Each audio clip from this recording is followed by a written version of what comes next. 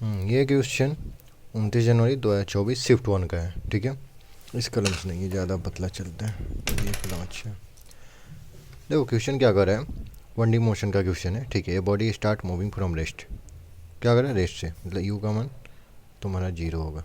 ठीक है, पहले क्वेश्चन में जो जो डिटेल दिया है यहाँ पे लिख लिया करो।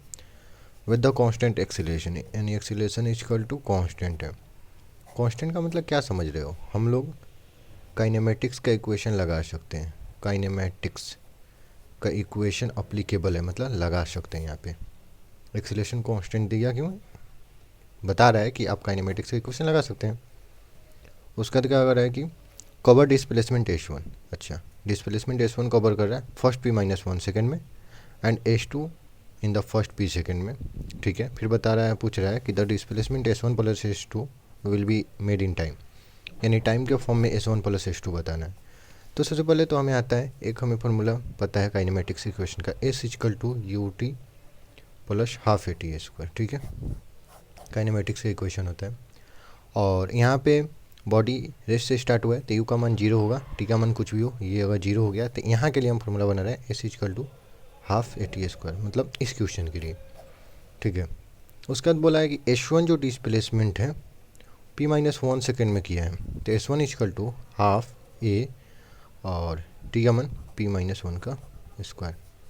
इसी तरह S2 निकाल लो, S2 equal to half A, S2 कितना p सेकेंड में p²। सिंपल, हमें चाहिए क्या, S1 प्लस S2। ठीक है ना, तो अगर मान लो कि हम खुद से निकालते हैं यही फार्मूला लगा के, ये formula S equal to ut plus S1 plus S2 और खुद से निकाले तो ये टोटल डिस्प्लेसमेंट हो गया। ut तो 0 हो गया पहले, तो हाफ AT² आएगा कि नहीं। मान लो S1 प्लस S2 किसी टाइम में आएगा, और S1 S2 का मान हमें ऑलरेडी यहाँ पे निकाल चुके हैं अकॉर्डिंग टू क्वेश्चन में जैसे दिया है। तो S1 S2 का मान रख दो, हाफ AP-1 का whole square plus half AP²।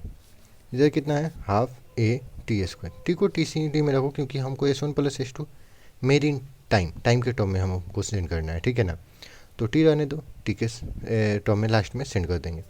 तो यहाँ पे देखो हाफ ए कॉमन आ रहा है, तो हाफ ए कॉमन ले लो, p-1 का होल स्क्वायर प्लस p², इधर हाफ T²। ये हाफ ए से कट गया, और अरे दिखने सॉरी यार, उसके बाद यहाँ पे स्क्वायर कर दो, p-1 का होल स्क्वायर कर दो, p² प्लस 1 माइनस 2p और प्लस p² ऑलरेडी यहाँ पे है, इक्वल टू T²। टी के टर्म में निकालना था, सबसे पहले इसको तो एडिशन कर दो, तो 2p² minus 2p plus 1 second आ गया, और रूट है, स्क्वायर है तो इधर भी रूट आ जाएगा, यानी टी का तुम्हारा मान क्या आ गया, टी का मान root under 2p² minus 2p plus 1। तो देखो आंसर कौन सा है, ऑप्शन नंबर बी आंसर, ये आंसर सही है। तो एकदम इजी क्वेश्चन था।